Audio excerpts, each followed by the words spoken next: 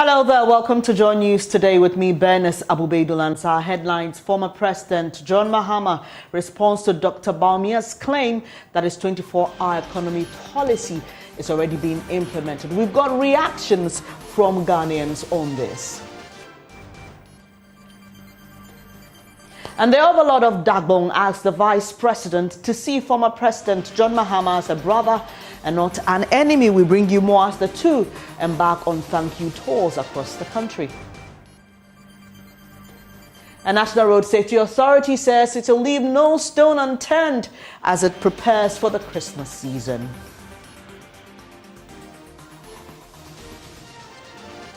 These and other stories coming up in this 60-minute bulletin. Please stay with us.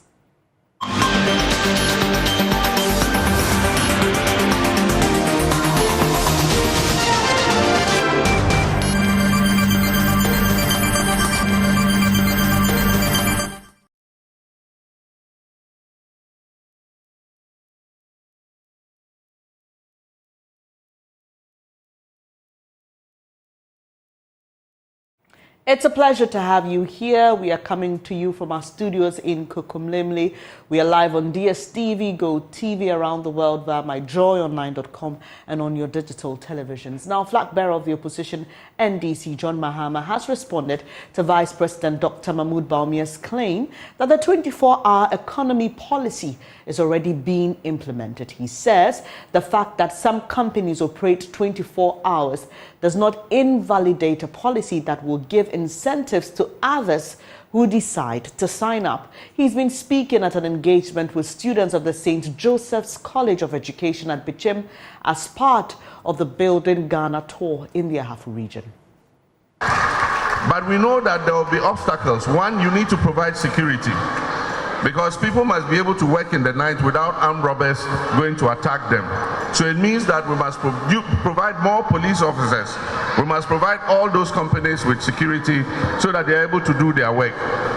But if we have to provide more police officers and security men, it means we'll employ more young people to join the security services to be able to make the 24-hour economy work. And so it doesn't mean that if already one or two industries are doing it or one or two companies are doing it, we cannot provide incentives for more of them to do it so that they can provide opportunity for more young people to get work. And so it is our policy, we'll implement it. It's not by force. When we come, we'll open it. The initiative is available. Any company that wants to work a shift system and work more than the 8 hours that they normally work, from 8 o'clock to 5 o'clock, they will sign on and we'll give them tax incentives. Because if you work the extra shift, you will be given tax breaks. Aside from that, you'll be provided with security and everything that you need to be able to employ more people. And so it's a project that we will adopt. We have a group of experts working on it. We'll roll out the policy, and companies that voluntarily want to sign on will be allowed to do so.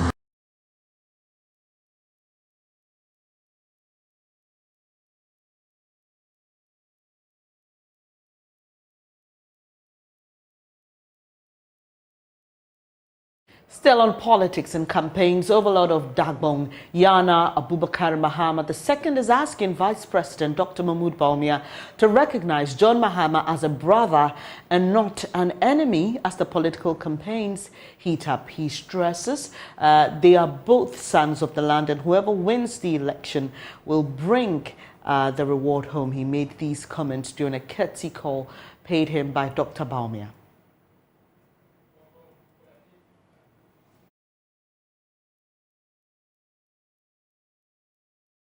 We as Northerners have to be grateful to all Ghanaians for trusting that only a Northerner can lead Ghana after 2024. It's a big opportunity for us to demonstrate our maturity, competence, honesty, and dedication to move Ghana forward. My son, His Excellency John Dramani Mahama, who is also my son, is your fellow competitor in this election. He is not your enemy or rival. He is your elder brother and the former president of Ghana, who is also being presented by the largest opposition party in our country to be re-elected as president. So as Northerners, we have already won the election. Whoever wins the trophy is coming home. My son, Your Excellency, I want you to run a clean campaign with your brother. a campaign devoid of name calling and insults. You're a fine gentleman, and everybody knows that. So don't let your team mislead you. It is you that the good Lord has chosen because of what He has put in you, and not your team. Your team is supposed to translate your thoughts and ideals, including what all of you previously agreed on, into action, and not the other way around. Mbapra, your team worked tirelessly for you because of what they have seen in you. So don't disappoint them. Lead them and don't let them lead you, or else you have wasted all their efforts and sleepless nights. So strengthen your team with charisma and good nature.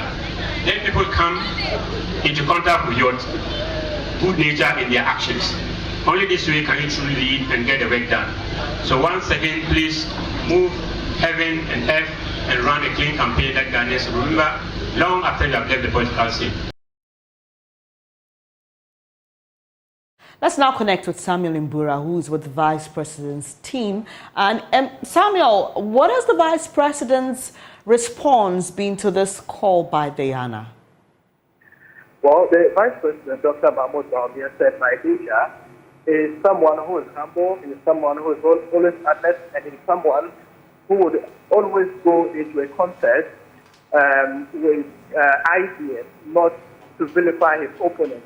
He recognizes John Mahama as a brother, and he is getting the 2024 general election to contest him with ideas and not to attack him personally. He has assured the Yana that he will do his best to ensure that he brings the trophy home with a clean campaign. Right, and beyond that, where else are we expecting the Vice President today? Right, so the Vice President is currently on his way to the Bimbila constituency. That's the constituency of the Defense Minister, Dominic Leitiwo. Subsequently, he will move to the Savannah region, Damango, to address and also pay courtesy call on the Yagbonra and other paramount seats in that area, and later address a rally there. So that's the itinerary for today. And then afterwards, we know that Parliament is supposed to begin the debate on the budget. So some of the MPs that came with him would have to go back to Accra and continue with that national assignment. So that's the latest. We know that the majority leader was with him yesterday, but because of that equally important assignment, he had to leave back to Accra for the parliamentary meeting. So basically, he should be ending his campaign tour today. Right, thank you, Samuel Mbura, there for us. And as you may be aware, these two flag bearers of the governing New Patriotic Party and the opposition NDC have been throwing jabs at each other. Political scientist Dr. Kwame Asasante has been reacting to what appears to be a campaign that is already brewing. He spoke with me earlier on News Desk. Speaking, what the Vice President is saying, he's just opening himself up for all manner of attacks and all that. But if you look at it from the other perspective, you can also grant that what do you expect him to say? If his opponent is coming out strongly in terms of ideas and all that, he also must counter. But in all these things, what we do is that in campaign, you come out with message that will really stand the test of time. You can play propaganda. You can, do all manner of things. At the end of the day, you have to bear in mind that the people you are dealing with are the enemy. So that will usher us into another realm, the realm of records. Remember that politics is contest of ideas and referendum of your work. So you see people are now calling for ideas. Come out with the ideas that you have about the problems and solutions of this country. And then people are also calling for what? The record. If you listen to the Vice President, all that is saying point to the fact that tell us what you did when you were in office. So records will come up for discussion. And I believe that will begin to push out a campaign to get full swing. I hope and pray that they will move along this line. And instead of their sticking to what? Swipe and then character assassination. We don't want that. We want real issue discussed. So I will propose that, the media should be able to create a platform where there will be what? A live debate on the issue. And let's see who is who. And then that will also give citizens the opportunity to interrogate the issues, assess the issues, and at the end of the day, make informed judgment about what it is. This is News Today with me, Bernice Abubedulan. So now ahead of the December 19 district level elections, work on some developmental projects in some communities in the Ashanti region, especially road networks, have intensified. Abandoned road construction projects at Sokoban, for instance, have seen some rehabilitation works spearheaded by aspiring and incumbent assembly members. But some residents and motorists say the intensified road projects are to influence them in the upcoming elections. Naa Abubakari has the rest of the story. At Sokoban, a 1 kilometer stretch of road which had turned a death trap has been rehabilitated through the initiative of the local assembly member who is seeking re-election on December 19th. The road construction at Bokanchi in the Atwimamwabija district has been abandoned for years. The road, which serves as alternative access to regions in the north, currently has contractors busy at work. Some residents are excited at the attention to the road construction, but others believe the intensified attention is to influence votes in the upcoming district level election. December, assembly mind for, and so January. We have seen that contractors are on site. We know it's because of the upcoming district level election. We don't want them to start and end after the election. This is a major road which needs all the attention.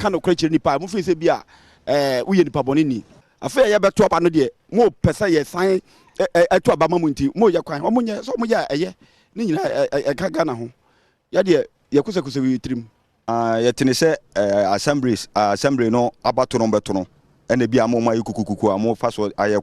We have always complained. They are now constructing the road due to the upcoming elections. The MP has failed us all.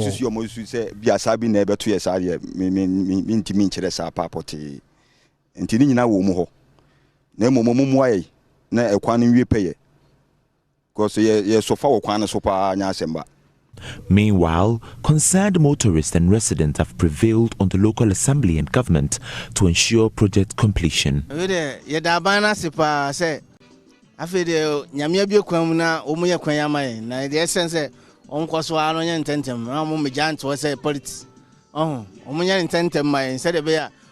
thank the government for fast-tracking this road project. We have been suffering whilst using this road. They should make sure the project is completed on time. I know the district level elections and 2024 general elections has influenced the construction of this road.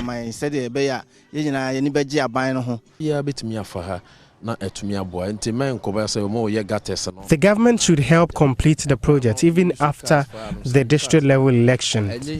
We suffer as drivers whilst using this road, so government must intensify the construction.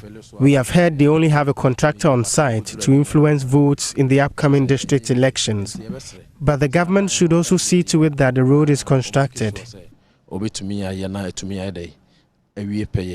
For JoyNews, Naa Abubakari Kumase.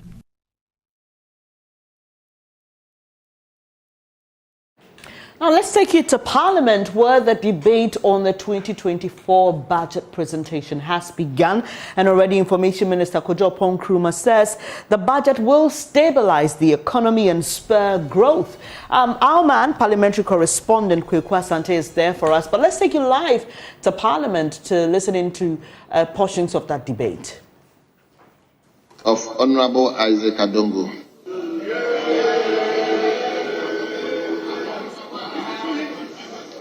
Honorable, you have 20 minutes. 20 minutes. The floor is yours. Mr. Speaker, I sympathize with my very good friend and honorable colleague, Honorable Kojo Nkrumah. It's a very difficult job. Mr. Speaker, it's obvious that you are as good as the budget. And if the budget that has been presented is empty, you can't force magic out of Kojo Nkrumah. And so I sympathize with you. But Mr. Speaker, I can count about 23 members on the other side. And this is their budget. If they are not interested, they should tell us to stop. Why are they not here? Mr. Speaker, The minister attempted to tell the people of Ghana that we should be celebrating a projected GDP of 1 billion Ghana cedis. Mr. Speaker, have you delivered 1 billion GDP? 1 trillion, yes. Have you delivered any 1 trillion GDP? It is just a promise. And if we were to follow your promises, go to Abosi Okai and ask them. Mr. Speaker, you are asking us to celebrate. Go and ask the Eurobond holders. All the sweet and juicy things you told them about how you create heaven in Ghana, and they gave you the money. Today you are telling them you can't pay.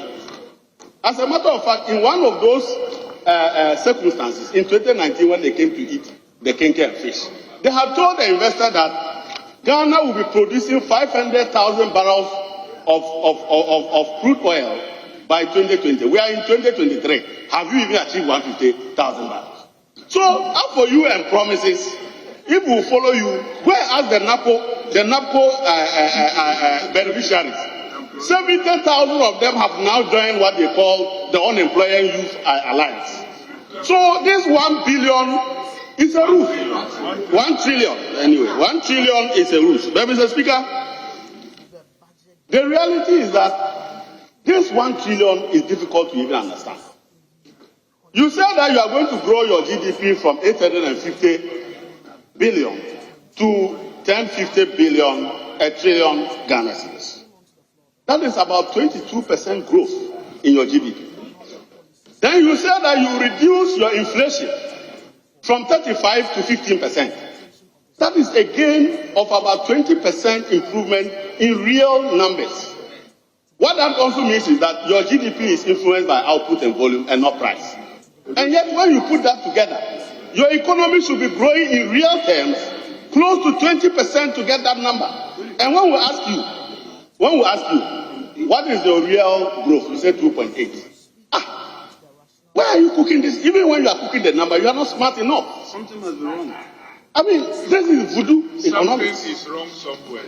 But Mr. Speaker, since when did we use nominal GDP to assess the performance of an economy?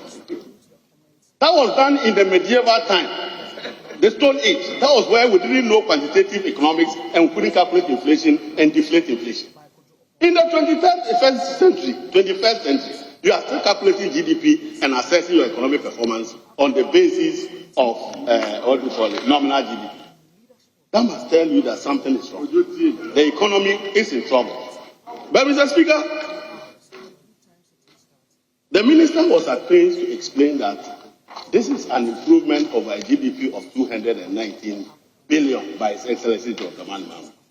Mr. Speaker, which one will you prefer? A GDP of 209 billion, where you go and buy 1 gallon of fuel or petrol for 16 cedis, and an economy of 1 trillion, when you go and buy 1 liter of 24 Ghana cedis. Which one will you prefer? Will you prefer Dr. Mahama's economy, where you were drinking your calipo for 50 pesos, to your 1 trillion where you will now be buying that calipo for 6 cedis? Which one will you prefer? Which one will you prefer? A 219 billion economy in which you will buy an olonka of kokonte for the poor at 112 cedis, or 1 trillion where you buy olonka of kokonte for 500 Ghana cedis. So you must understand that economy is about livelihoods. It's about real growth.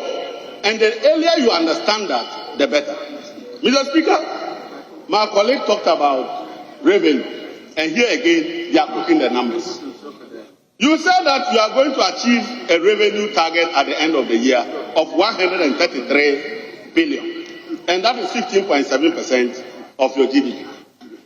But you will grow that revenue by about 1.1% to give you 16.8% of GDP. That 1.1 is about 11 billion. Mr. Speaker, when you add 11 billion to 133 billion, you get 144 billion. So where did you pluck that 176 billion from? That 176 that you have used to calculate your expenditure, where did you get it from? So clearly, you have inflated your revenue by over 40 billion so that you can now project an expenditure of 226 billion, so you can have 40 billion cushion for reckless expenditure in an election year. That is all that you have done. But Mr. Speaker, the minister said that they have impacted Ghanaians positively, all households. Mr. Speaker, it's true that they have impacted all households.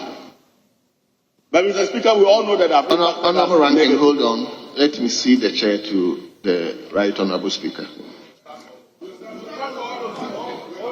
So you've already spent almost 6 minutes. Yes.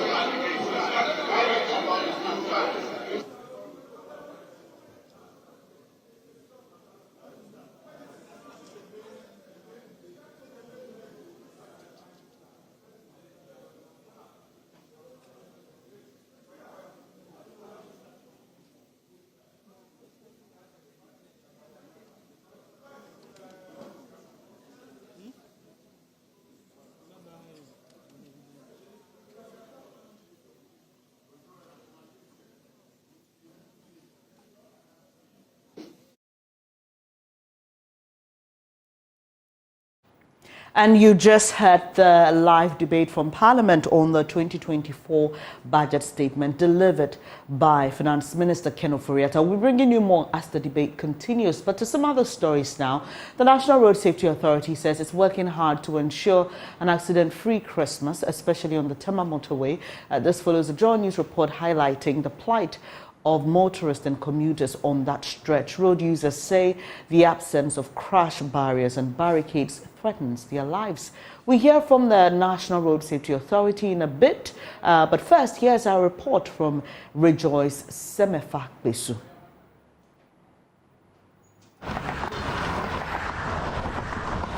To the untrained eye, it is a normal day on the Accra-Tema motorway. For months, the road has been deteriorating with some speed. The speed limit on this stretch reads 90 kilometers per hour, but with the iron rods popping out in gaping holes on what was once Ghana's express road, driving at 90 kilometers could be suicidal. Drivers have to drive at a tortoise pace in order to navigate the dangerous potholes. Apart from the dangers posed by these dangerous potholes, these drivers have other challenges to deal with on the road. A number of the bridges on the motorway are without their protective metal railings, and for drivers, it adds to their fear. Jerry Asamoah uses the motorway daily. He says the absence of the crash barriers adds to the already precarious situation they find themselves in whilst driving on the road. Also, when you're very, very careful because of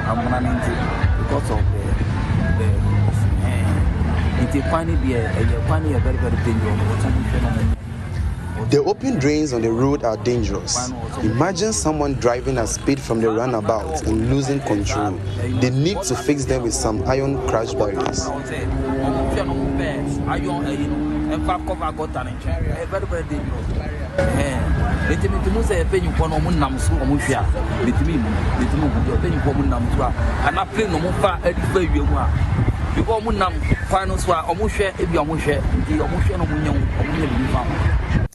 Alex also uses the motorway. He fears the absence of crash barriers increases the risk level on the stretch and wants the defect to be fixed. This is for crossing all because the cars will be passing there come to a motorway top, so that will decrease accidents. So I'm sure that that's for setting that issue up. So this is for 5 days today. We'll be here. 2 persons died from here. Some pedestrians are also concerned about the danger. See whatever that is happening. We are not feeling comfortable, but we don't have any way out. Although government has plans to reconstruct the motorway, it is uncertain when the project will commence. In the meantime, drivers want the road to be rehabilitated and the crash barriers to be fixed in order to make the motorway reclaim its lost glory as Ghana's #1 express road network and make driving on it safe again. Rejoice Semefakbesu's report, read to you.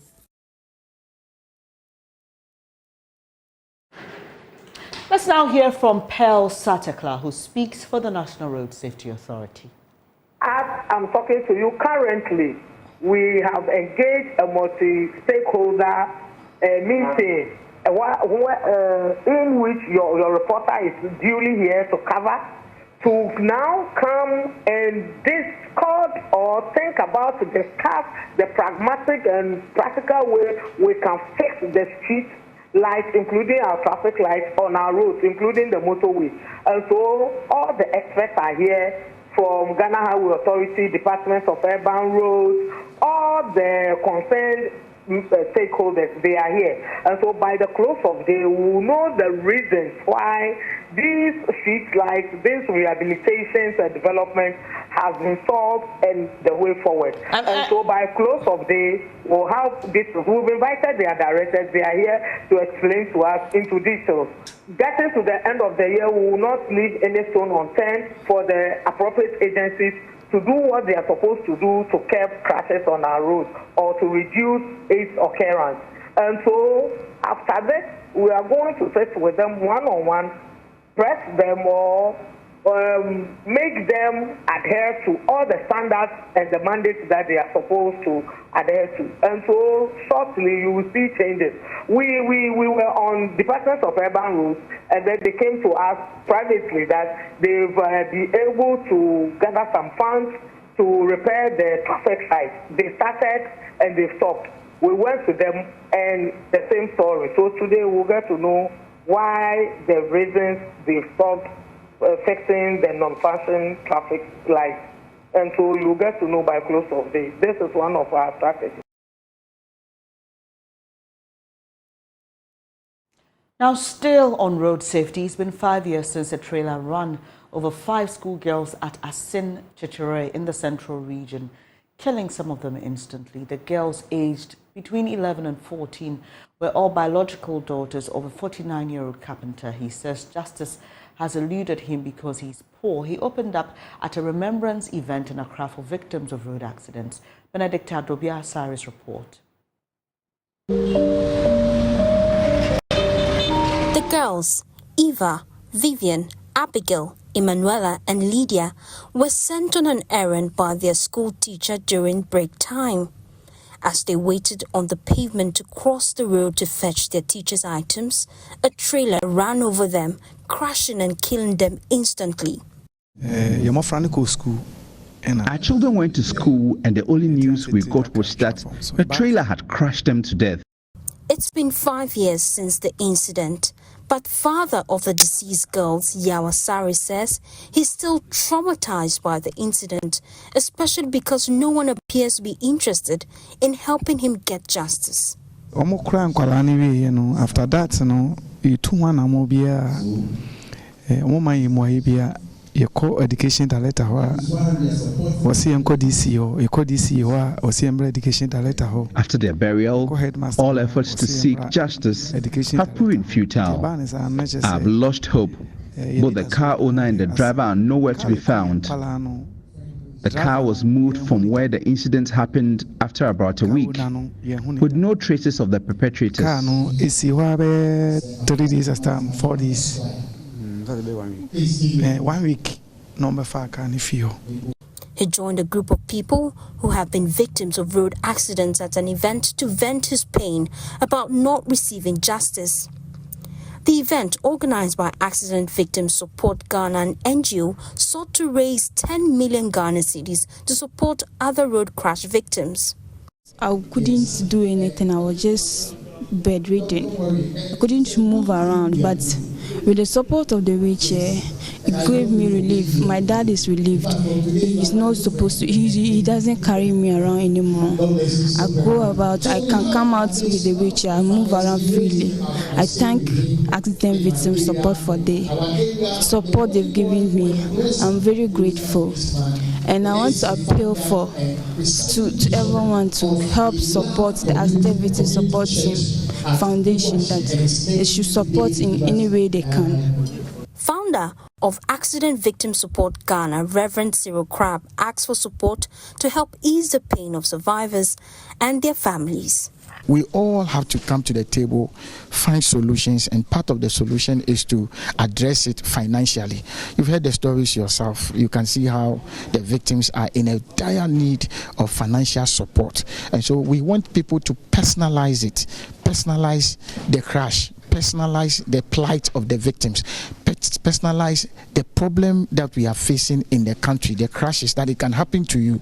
So if you have the opportunity, what will you do? You have to support. People will repair their cars, but how about repairing the human beings? How about making sure that somebody who never paid to be in such a position now finds him or herself there? The driver could be free, but what about the victim?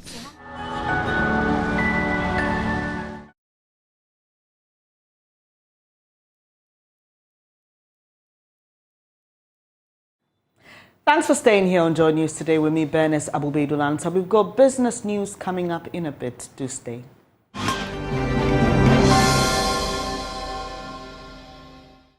Hello, welcome. Time to do business with me, Emma Davis. Out of the 47 countries that have ratified their instruments under the African Continental Free Trade Area, only 7 countries have so far begun trading among themselves under the pact. Ghana, Cameroon, Kenya, Egypt, and 3 others have all received certificates of origin to trade freely without trade barriers. Ceramics, tea, and AC components are but some of the few items that are being traded under AfTA. Speaking to Joy Business at the joint ECOWAS North Africa Multi-Stakeholder Forum on AfTA, Special Advisor to the Secretary General of AfTA, Peter Joy Sewonu, said the Secretariat is hopeful of increasing the numbers to about 30 by next year.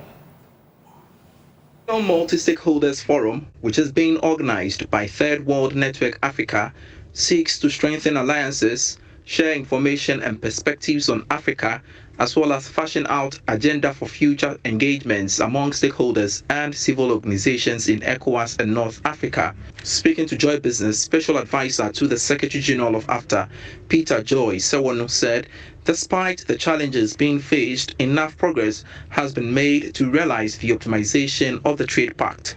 He added that so far, only 7 out of the 47 countries that have ratified are trading among themselves. So where we are currently, we have 47 countries that are state parties to the agreement establishing the AFCFTA.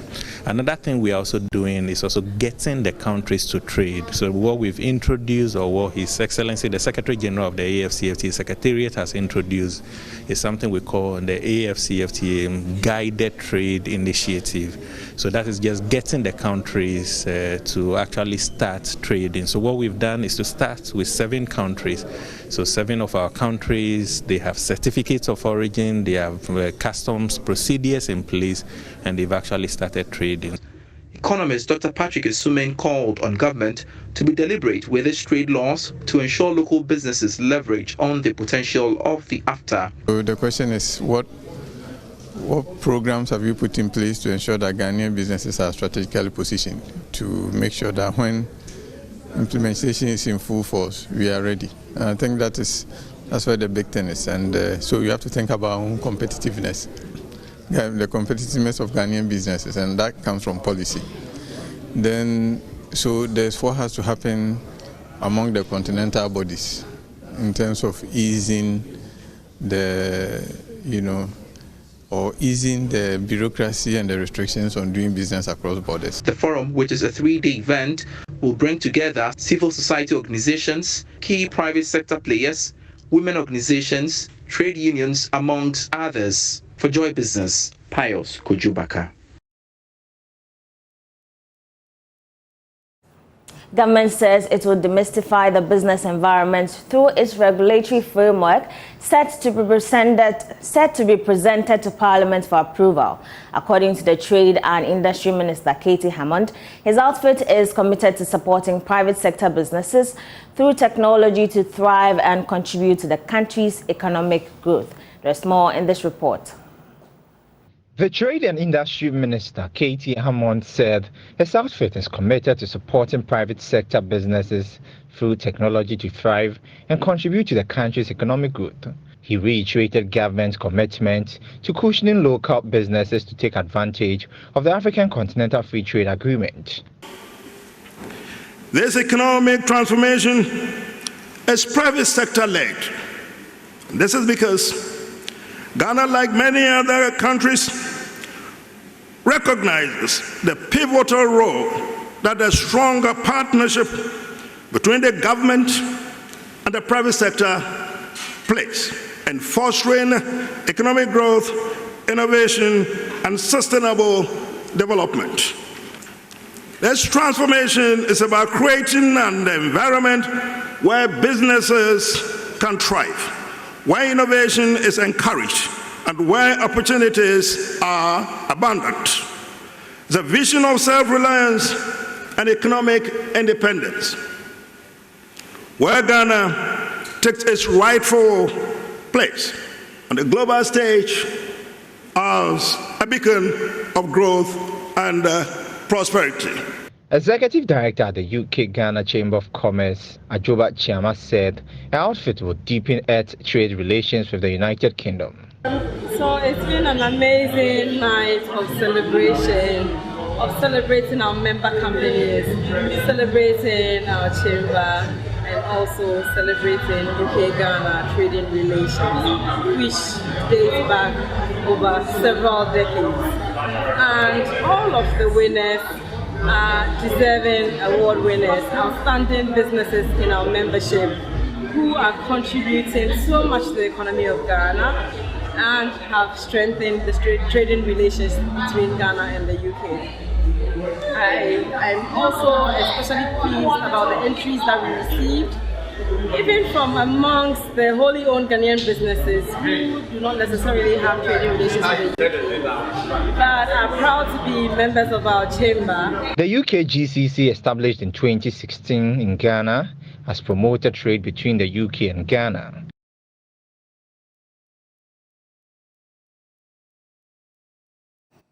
That's all for business. My name is Emma Davis. For more business news, do log on to myjoyonline.com. Up next is sports. Do stay.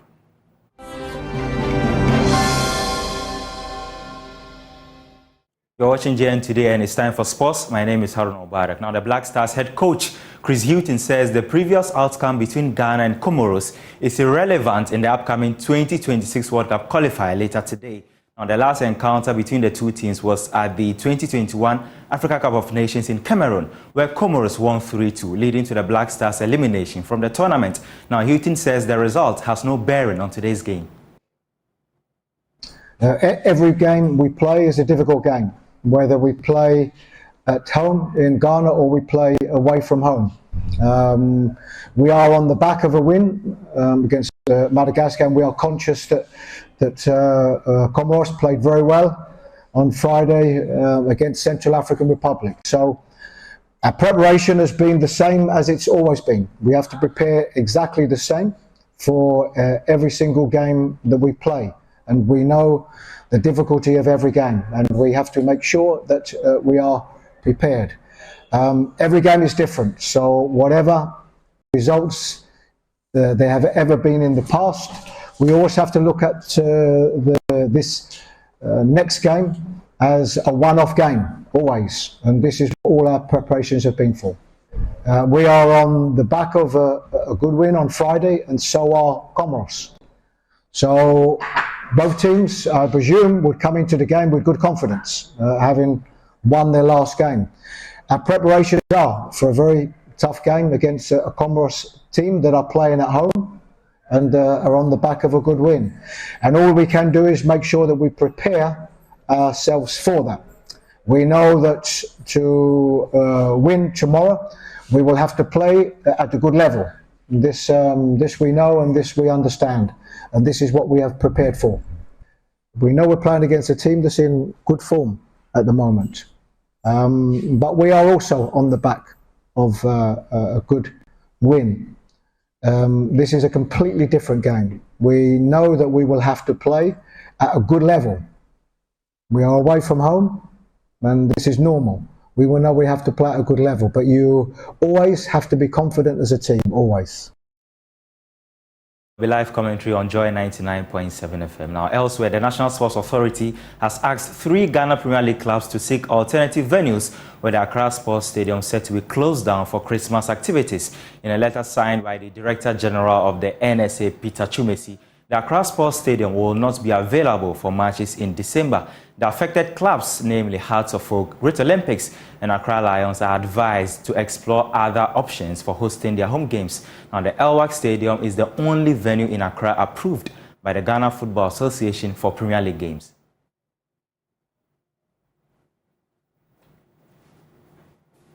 And that's your sports. My name is Haruna Mubarak.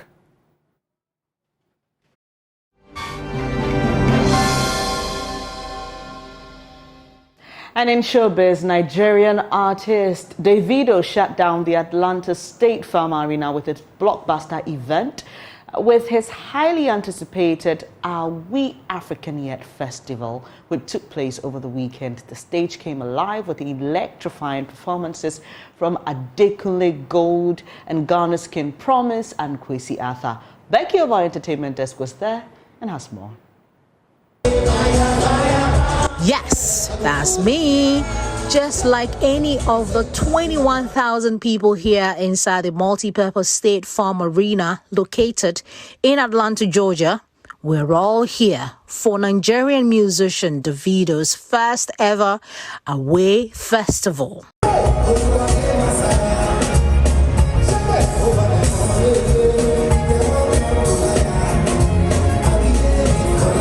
But before Obo's incredible entrance, Ghana was well represented, first by Kwesi Arthur, who reintroduced himself to the excited crowd.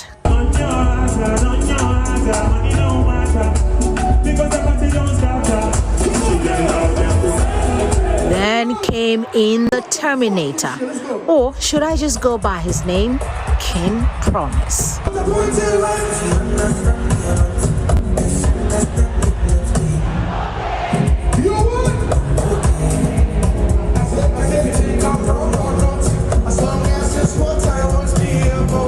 There are so many adjectives to describe this concert, but let's stick with fantastic. The Are We African Yet Festival is a show conceived to promote and foster cultural exportation and collaboration between Africa and the world.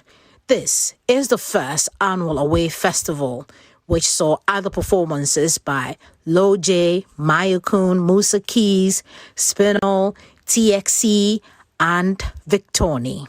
From Atlanta, Georgia, my name is Becky.